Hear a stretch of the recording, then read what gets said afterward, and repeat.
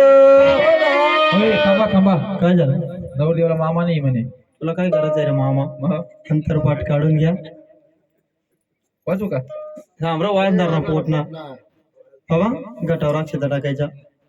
आली लग्न गटी समीप नवरा घेऊनिया